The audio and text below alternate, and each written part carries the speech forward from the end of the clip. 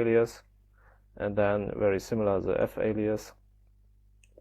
Then I have a dub for distribution update, but this is not working on this system. Was just then I have a lsbrk alias and the L alias, for example. Then I have created an alias list updated packages today, which is just putting out in columns the today upgraded packages from varlog zip history.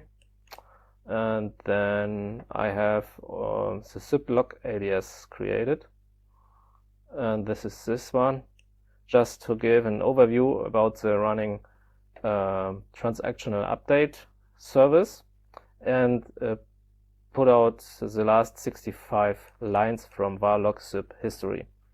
So I can just look, is the update already installed.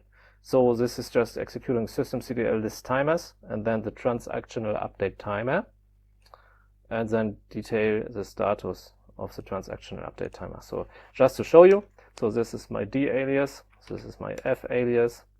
Then with S, I always clear the screen with this aliases, and then this is this. Here we see this is ButterFS partitioning. The file system is ButterFS, and here are the subvolumes. This is just a normal installation.